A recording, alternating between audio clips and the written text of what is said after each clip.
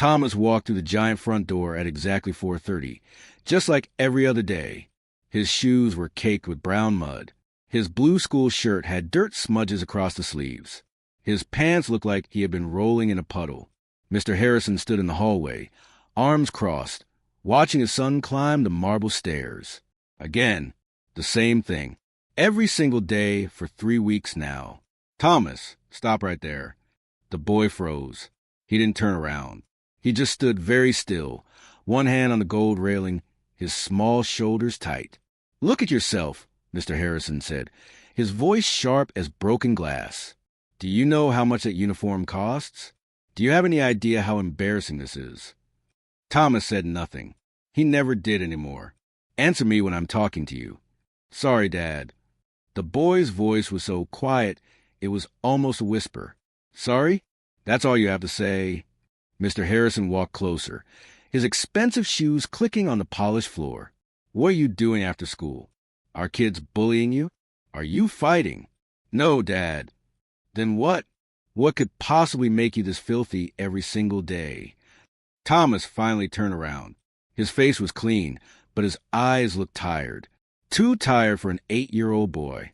I play outside. That's all." "Play? In the dirt? Like some street kid?" Mr. Harrison's face turned red. "I send you to the best school in the city. I buy you everything you could ever want. And this is how you behave." Thomas looked down at his muddy shoes. "I'm sorry." Mr. Harrison wanted to say more. He wanted to grab his son by the shoulders and shake the truth out of him. But something in the boy's eyes stopped him. Something sad. Something far away. "Go upstairs," Mr. Harrison said finally. "Clean yourself up, and we're going to talk about this at dinner." But they never did talk about it, because at dinner, Thomas barely ate. He pushed his food around his plate, answered questions with yes and no, and asked to be excused as soon as possible. Then he disappeared into his room, and Mr. Harrison went back to his office to answer emails and make more money. That's how it always went. 3 more days passed. 3 more dirty uniforms. 3 more silent dinners. Mr. Harrison lay awake in his enormous bed, staring at the ceiling. His wife had left 2 years ago, saying he cared more about business deals than about his family. He had laughed at her then, called her dramatic, told her she didn't understand what it took to build an empire. But now, alone in the dark, her words echoed in his head. When was the last time he had really talked to Thomas? Not just asked about grades or lectured about behavior, but actually talked? When was the last time he had gone to one of the boys' soccer games? Or helped with homework? Or read him a bedtime story? Mr. Harrison couldn't remember. His phone buzzed on the nightstand. Another email. Another deal closing.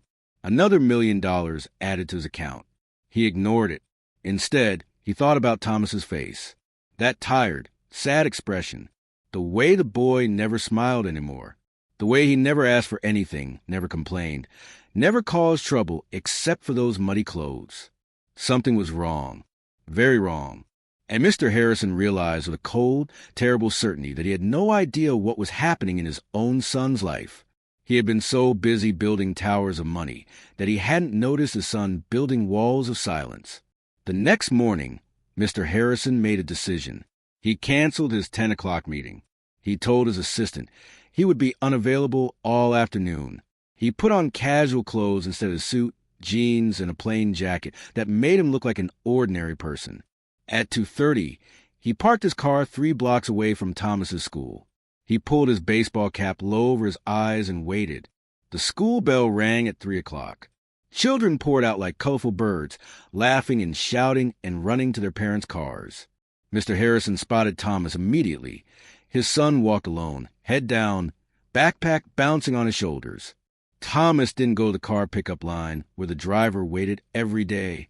Instead, he turned left and walked down a street Mr. Harrison had never noticed before. A street that didn't have nice shops or clean sidewalks. A street where the buildings looked old and broken, where trash blew in the wind, where people sat on steps with empty eyes. Mr. Harrison's heart began to pound. He got out of his car and followed, staying far enough back that Thomas wouldn't see him. The boy walked with purpose, like he had done this journey 100 times. He turned corners without hesitation. He walked past a boarded-up store, past a fence covered in graffiti, past a group of teenagers who watched him but said nothing. Finally, Thomas stopped in front of a building that looked ready to fall down. The windows were broken. The door hung crooked on its hinges. Pigeons nested in the holes in the roof. Thomas looked around once. Mr. Harrison ducked behind a dumpster and then slipped inside. Mr. Harrison waited exactly 30 seconds. Then, with his hands shaking and his mouth dry, he crept toward the building. What he was about to see would change everything. Mr. Harrison's hand touched the broken door. It was cold and rough, covered in peeling paint that looked like dead skin. He pushed it gently, and it creaked open just wide enough for him to slip through. Inside, the building smelled like wet concrete and old newspapers. Sunlight came to the broken windows in dusty beams, making everything look golden and sad at the same time. The floor was covered in dirt, broken glass, and pieces of things that used to be furniture. Mr. Harrison heard voices, quiet voices coming from somewhere deeper in the building. He moved carefully, stepping over garbage and trying not to make noise. His heart hammered, so hard he could hear it in his ears. Was Thomas in danger? Was someone hurting him? Should he call the police? The voices got louder. One was Thomas's voice. The other was younger, smaller, like a little bird chirping. Mr. Harrison reached the doorway and stopped. He pressed himself against the wall and peeked around the corner. What he saw made him forget how to breathe. Thomas sat on the dirty floor in a small room. Across from him sat another boy, maybe 6 years old, wearing clothes so torn and dirty they barely counted as clothes anymore. The little boy's face was smudged with grime, his hair sticking up in messy clumps, his feet bare and covered in cuts. Between them sat Thomas's school lunchbox. "Here," Thomas said, pulling out a sandwich. "Mom Maria made extra today. It's turkey and cheese. Your favorite." The little boy's eyes went wide. He grabbed the sandwich with both hands like it might disappear if he wasn't careful. "Thank you, Tommy. Thank you so much." "Don't eat too fast," Thomas warned gently. "You'll get a tummy ache like last time." The little boy nodded and took smaller bites, even though Mr. Harrison could see how hungry he was. His hands shook. His eyes never left the food.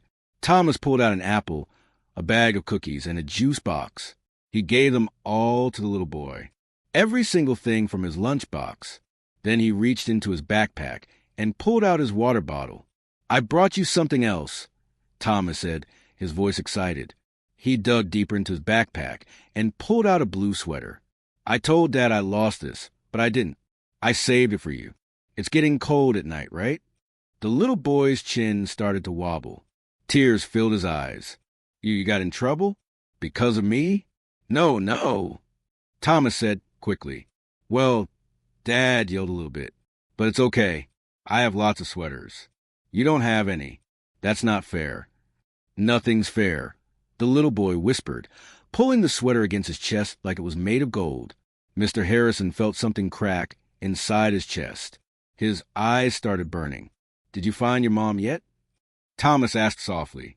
The little boy shook his head. "The police lady said they're still looking. She said Mom might not come back. She said I might have to go to a foster home or something." "What's that?" "I don't know, but it sounds scary. I don't want to go somewhere scary, Tommy. I want my mom." Thomas scooted closer and put his arm around the smaller boy's shoulders. "Don't be scared. I'll keep bringing you food every day. I promise. And if you have to go somewhere, I'll find you. We're best friends, right? Best friends forever," the little boy said, leaning against Thomas. They sat like that for a while, two small boys in a broken building, sharing the only warmth they had. Mr. Harrison's tears came then, hot and unstoppable. They ran down his face and dripped onto his expensive jacket. His whole body shook. This was why Thomas came home dirty. This was the secret. His son, his 8-year-old son, had been feeding a homeless child. Every day, for weeks, maybe longer. While Mr. Harrison had been screaming about dirty uniforms and wasted money, Thomas had been saving another boy's life. "Tommy," the little boy said suddenly, "why do you help me? Your dad's rich. You could be playing with toys or video games. Why do you come here?" Thomas was quiet for a moment. Then he said something that shattered what was left of Mr. Harrison's heart. "Because you needed help, and nobody else was helping. My dad always says that when you have more than you need, you should share. He doesn't really do that himself. He's always too busy with work. But I thought maybe I could do it instead. Maybe I could be the kind of person he talks about, but forgets to be." Mr. Harrison closed his eyes. Pain crashed through him like an ocean wave, pulling him under, drowning him. His son had learned kindness despite him, not because of him. Thomas had become a better person than his own father. An 8-year-old child with mud on his clothes had more honor, more courage, more humanity than a millionaire in a $1,000 suit. "I wish I had a dad like yours," the little boy said quietly, "even if he yells sometimes. At least you have somebody." "Yeah," Thomas said, but his voice sounded sad. "I guess." Mr. Harrison couldn't stay hidden anymore. His body moved before his brain could stop it. He stepped into the doorway. Both boys looked up, eyes huge with shock. "Dad." Thomas scrambled to his feet, his face going pale. "Dad, I can explain." But Mr. Harrison didn't let him finish. He crossed the room in 3 long steps, dropped his knees in the dirt, and wrapped his arms around his son. He hugged Thomas tighter than he had ever hugged anyone in his entire life. "I'm sorry," Mr. Harrison choked out, his voice breaking into pieces. "I'm so sorry, son. I'm so sorry." Thomas stood stiff in his father's arms, confused and frightened. "Dad? Are you crying?" "Yes."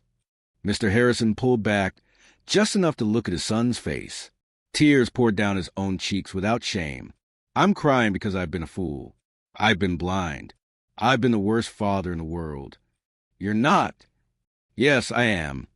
Mr. Harrison touched his son's dirty face with trembling hands. "You've been doing something beautiful, something incredible, and I yelled at you. I punished you. I didn't even ask why." He turned to look at the smaller boy, who watched him with wide, terrified eyes, clutching the blue sweater like a shield. "What's your name?" Mr. Harrison asked gently. The boy hesitated. "Daniel." "Daniel." Mr. Harrison smiled through his tears. "It's very nice to meet you. I'm Thomas's dad, and I need to tell you something important." Both boys stared at him.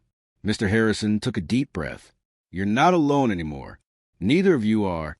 Everything is about to change." Mr. Harrison stood up slowly, his knees aching from kneeling on the hard floor. He looked around the broken room, the crumbling walls, the shattered windows, the cold concrete that this little boy had been calling home. "Daniel," he said quietly, "how long have you been living here?" Daniel's voice was barely a whisper. Since Mom didn't come home. Maybe 3 weeks? I don't know. The days all look the same. 3 weeks. 21 days of a 6-year-old child sleeping alone in an abandoned building. Hungry, cold, terrified. Mr. Harrison felt sick. "Where do you sleep?" Daniel pointed to a corner where some flattened cardboard boxes lay on the floor. A thin, dirty blanket was wadded up like a pillow. That was it. That was everything. "Not anymore," Mr. Harrison said firmly. He held out his hand. "You're coming home with us. Right now." Daniel's eyes went huge. "Home? With you?" "Yes." But I'm dirty, and I don't have nice clothes. And I don't care about any of that." Mr. Harrison's voice cracked again. "You're a child. You deserve safety. You deserve food and a warm bed and someone to take care of you. Those things aren't privileges, Daniel. They're rights. And I've been so busy counting my money that I forgot that." Thomas grabbed his father's other hand, squeezing tight. "Really, Dad? Daniel can live with us." "Yes, if he wants to." Mr. Harrison looked down at the small boy. "What do you say, Daniel? Will you let us help you?" For a long moment, Daniel just stared. Then his face crumpled, and he started crying big, gulping sobs that shook his whole body. He nodded over and over, unable to speak. Mr. Harrison scooped him up in his arms. The boy weighed almost nothing. He was so light, so fragile, like a baby bird that had fallen from its nest. "Let's go home," Mr. Harrison whispered. The mansion felt different when they walked through the front door. Maria, the housekeeper, gasped when she saw them. "Mr. Harrison, what happened? Who is this child?" "This is Daniel," Mr. Harrison said. "He's going to be staying with us.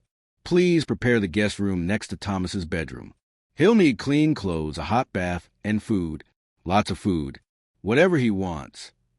Maria looked confused but nodded quickly. She was used to following orders. "Right away, sir." "And Maria?" Mr. Harrison's voice softened. "Thank you for making extra sandwiches in Thomas's lunch. I know you didn't do it by accident. You knew, didn't you?" Maria's eyes filled with tears. She nodded. "The boy came to me 6 weeks ago. He said he had a friend who was hungry. He asked if I could pack more food. How could I say no? 6 weeks. Not 3. 6 whole weeks that Thomas had been caring for Daniel in secret." Mr. Harrison pulled his son close and kissed the top of his head. "You're the bravest person I know." That night, the mansion transformed. Daniel sat in a bathtub full of warm, soapy water, his first real bath in weeks. Maria gently washed his hair while he played with rubber ducks that had once belonged to Thomas. His laughter echoed to the bathroom, bright and clear like bells. Mr. Harrison stood in the doorway watching, and he couldn't stop smiling. After the bath, they dressed Daniel in soft pajamas. They were too big, but Maria promised to take him shopping the next day for clothes that fit properly. At dinner, Daniel stared at the table like he couldn't believe what he was seeing. Roasted chicken, mashed potatoes, fresh bread, green beans, and a chocolate cake waiting on the counter. Is all this food for us?" he whispered. "Yes," Thomas said, grinning. "And you could have seconds. And thirds. You can eat until your tummy is full."